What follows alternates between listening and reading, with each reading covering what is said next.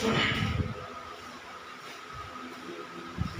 Morning. आप सभी को गुरुकुल क्लासेस में स्वागत है। आज जो हम वीडियो बना रहे हैं वह मध्यकालीन भारत का। आप लोग जानते हैं कि भारत के इतिहास को अगर जानना है तो भारत के इतिहास को 3 काल में बांटा गया है। एक प्राचीन भारत है, एक मध्यकाल भारत है और एक जो है आधुनिक भारत है। तो प्राचीन भारत जो है हमारे यहाँ ऑफलाइन क्लास जो है हो चुकी है, खत्म हो चुका है, ठीक है। और हम जैसे कि मध्यकालीन भारत जो है प्रारंभ कर रहे हैं, ठीक है।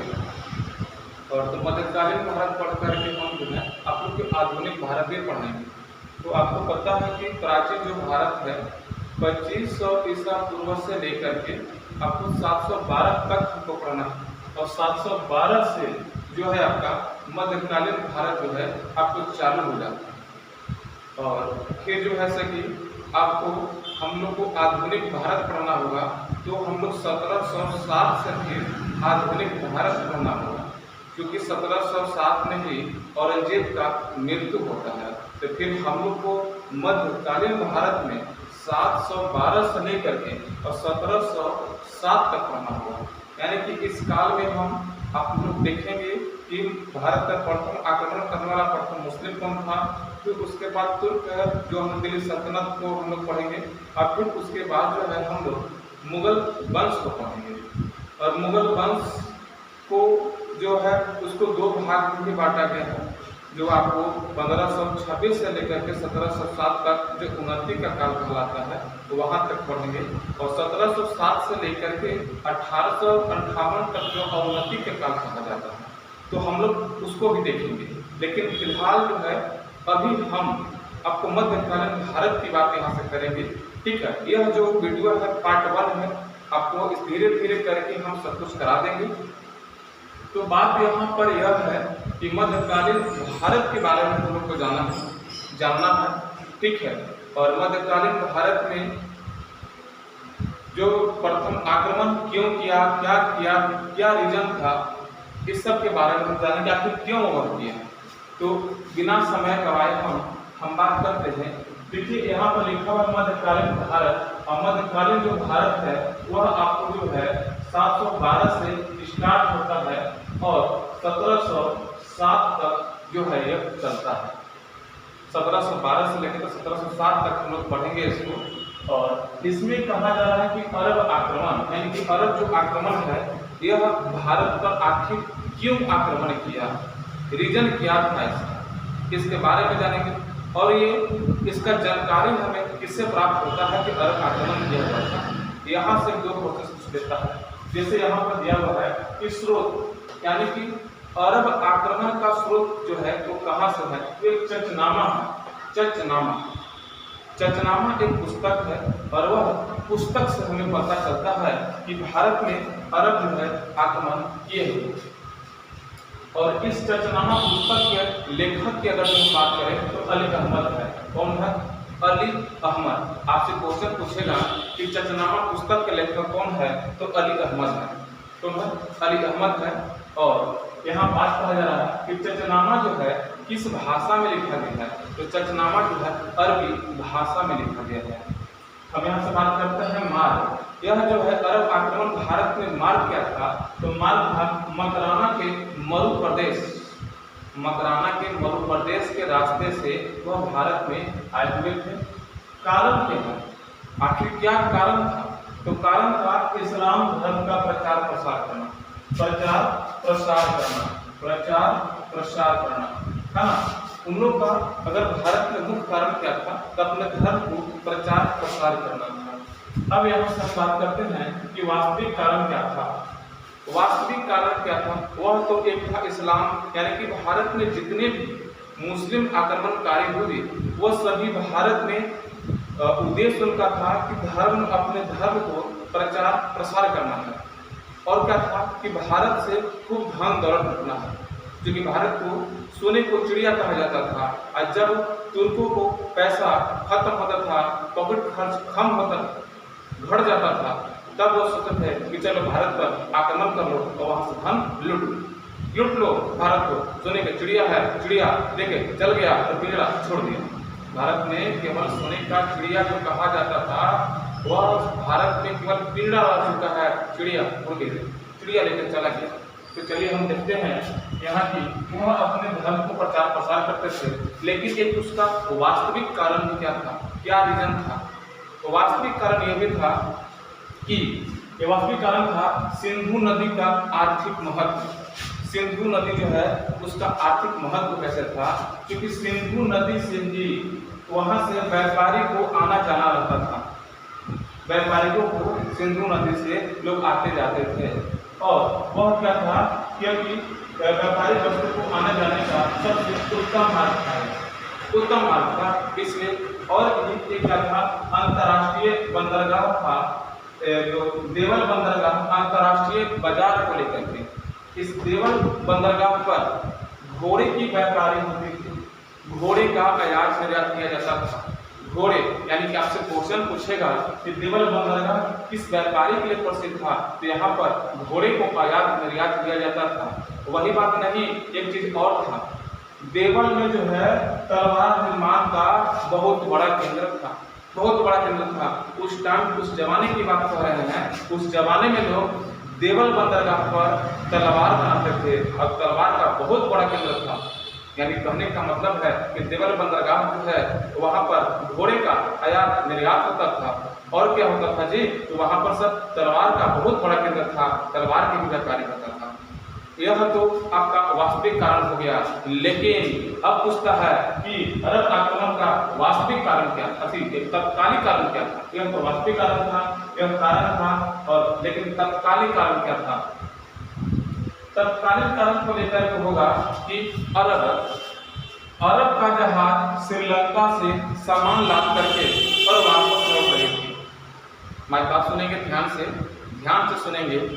हमने कहा कि भाई तत्कालिक कारण क्या है, तो तत्कालिक कारण यही है कि अरब का एक जहाज श्रीलंका से सामान लाद करके और वापस लौट रहा था और सिंधु के क्षेत्र में लूट लिया गया। तो लूट लिया गया तो इराक के जो गवर्नर हुए, अल हजाज जो है वो सिंधु के एक शासक थे जिनका नाम था दाहिर। क्या नाम था? दाहिर। यानी हम कह रहे हैं कि इराक के एक गवर्नर जिसका नाम था अल हजाज ने दाहिर के शासक, जो दाहिर शासक था सिंधु का, उनसे कहे कि हमें क्षतिपूर्ति दो। वो भी मांगेगा, किसी का जहाज आप लूट लिए हैं तो क्षतिपूर्ति तो मांगेगा, क्योंकि स्वाभाविक सी बात है। लेकिन दाहिर ने मना कर दिया, बोला कि क्षतिपूर्ति हम नहीं देंगे। लेकिन अल हजाज मानने वाला कहाँ था, मन बढ़ा हुआ था, क्योंकि 712 से भी पहले वह आक्रमण कर चुका था। भारत में नहीं लेकिन पाकिस्तान वगैरह क्षेत्र में आक्रमण कर चुका था। मन एकदम बिल्कुल बढ़ा हुआ था, वो माना नहीं हुआ। और वह जो है मोहम्मद बिन कासिम को 1712 ईस्वी में सिंध पर आक्रमण करने के लिए बोल दी। तो आपसे क्वेश्चन पूछेगा कि सिंध पर आक्रमण कब किया, तो 712 ईस्वी में मोहम्मद बिन कासिम ने आक्रमण किया। और वही क्वेश्चन पूछता है कि भारत में प्रथम मुस्लिम आक्रमणकारी कौन था, तो वही आक्रमणकारी कौन था, तो मोहम्मद बिन कासिम। यह मोहम्मद बिन कासिम ने 712 ईस्वी में किया हुआ था। तो ये क्वेश्चन आप देखिए, यानी कि क्यों किया, कब किया, कौन किया, अब ये पता चल गया। लेकिन आक्रमण करने से अब उसका कुछ प्रभाव भी हुआ। क्या प्रभाव हुआ, यह देखेंगे कि अरब जो है भारतीयों से युद्ध में हाथी प्रयोग करने के लिए सीख गए। यानी हमने कहा कि अरब जो लोग हैं वह भारतीयों से युद्ध में हाथी प्रयोग करने के लिए सीख गया। तो भारतीय भी पीछे कहाँ रहेंगे, भारतीय भी अरबों से युद्ध में घोड़ा को प्रयोग करने के लिए सीख गया। बात यहाँ तक समझ में आ गया। भारतीयों से अरबों ने युद्ध में घोड़ा प्रयोग करने के लिए, हाथी प्रयोग करने के लिए सीखा। तो भारतीयों के पीछे नहीं रहे, वह भी कहा कि हम भी इन्हें घोड़े पर युद्ध करने के लिए सीख गए। अब अगला बात यहाँ पर है, अरबों ने शून्य का ज्ञान प्राप्त किया यहाँ से, क्योंकि आपको पता है कि शून्य का आविष्कार करने वाले वह भारतीय है, भारतीय है। तो अरबों ने शून्य का ज्ञान प्राप्त कर लिया। कहाँ से? तो भारत से। और क्या हुआ? MBK यानी मोहम्मद बिन कासिम ने भारत में पहली बार जब आक्रमण किया तो वह भारत में जजिया कर लगा दिया, यानी कि भारत में इससे पहले जजिया कर नहीं था। आपसे एक सुंदर सा क्वेश्चन पूछेगा कि भारत में सबसे पहले जजिया कर कौन लगाया? तो वह कौन लगाया था? मोहम्मद बिन कासिम। कहना तो जो भारत में प्रथम मुस्लिम आक्रमणकारी था वही लगाया था। अब दूसरी बात यहाँ यह है कि जजिया कर तो लगा दिया, लेकिन कुछ जजिया जो कर था कुछ पर लगाया गया नहीं था, कर मुक्त थे। तो कर मुक्त कौन कौन थे? तो कहना है कि ब्राह्मण, बाचा, बच्चे लोग, विकलांग लोग, बूढ़े लोग, बीमार लोग, ब्राह्मण और महिला लोग जो है यह कर से मुक्त थे। कहना कि याद नहीं होता है तो कहना कि ब से ब्राह्मण, अब ब से बाचा, अब ब से विकलांग, ब से बूढ़ा, अब ब से बीमार। लेकिन कहना कि सब तो हो गया सर, और लास्ट में महिला लोग कहने लगी सबके लगेगा तो हम लोग के, तो यहाँ पर महिला को भी कर यह नहीं लगा, क्योंकि महिला झगड़ा एकदम कर ले। तो कहना है कि ब से ब्राह्मण, ब से बाचा, विकलांग, बीमार हो गया, आपको बेरोजगार हो गया। जो बेरोजगार है उससे भी यह कर नहीं लिया जाता था, लेकिन महिला भी आ गए इसमें। आप ध्यान रखेंगे, यहाँ से क्वेश्चन आपको पूछा जाएगा कि जजिया कर से मुक्त कौन कौन थे। कहना है कि बहुत से ब्राह्मण, बच्चे, बूढ़े, विकलांग, बीमार और बेरोजगार हमसे छूट गया है। तो बेरोजगारी, जो बेरोजगार है वो अधिक कर से मुक्त है। तो लोग महिला का है कि हम लोग कौन सा ड्यूटी करने जाते हैं कि हम लोग को कर लगाया है। तो उन्होंने कहा कि चलो भाई तुम लोग को भी कर हम नहीं लेंगे, महिलाएं भी खुश। लेकिन बात इतना ही तक नहीं है जजिया कर को लेकर के, इन्होंने लगा दिया। फिर क्या हुआ कि 1376 ईस्वी में यह नाम दिखाई दे रहा है FST, फिरोज शाह तुगलक ने कहा कि ये धन ब्राह्मण के पास है तो किसी के पास नहीं, क्योंकि ब्राह्मण बहुत उसको काम किए हुए थे। तो लोग कहा फिरोज इतना ब्राह्मण तो काम कैसे कर रहा है, लगाओ कर लगा। तो ब्राह्मणों पर जजिया कर लगाने वाला प्रथम व्यक्ति कौन था? तो वह फिरोज शाह तुगलक। आपसे भी क्वेश्चन पूछेगा कि ब्राह्मणों पर जजिया कर लगाने वाला प्रथम व्यक्ति कौन था?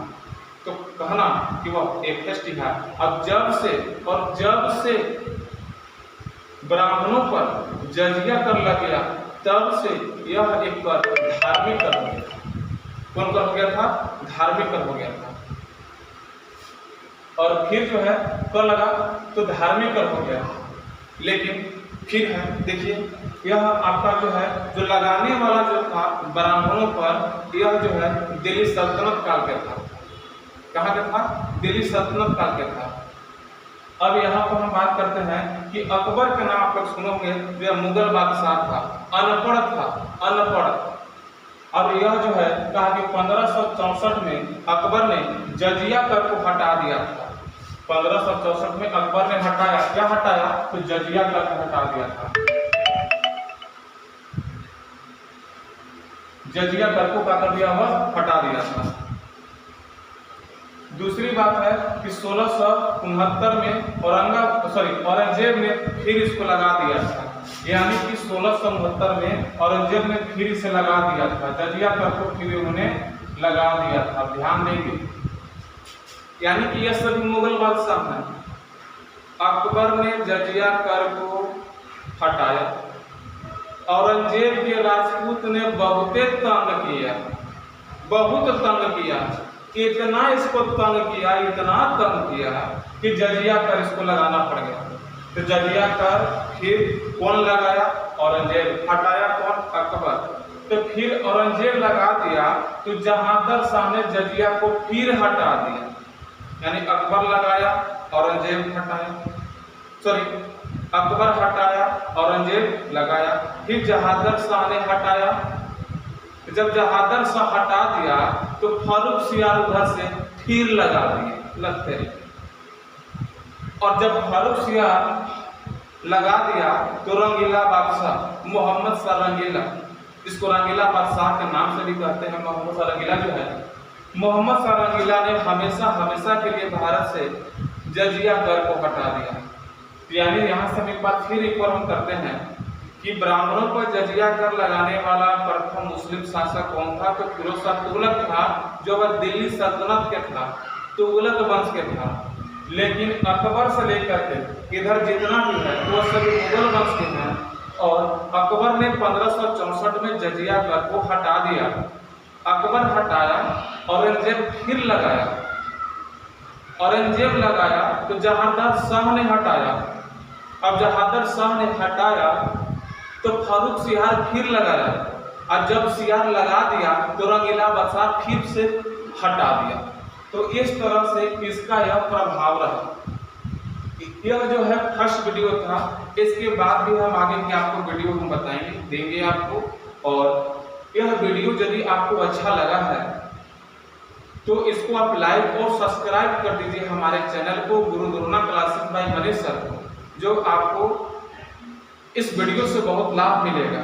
चाहे वो बीपीएससी, बिहार दरोगा, बिहार पुलिस, एसएससी जीडी, किसी भी कंपटीशन की तैयारी करता है, वह सभी को यहाँ से वीडियो से लाभ मिलेगा।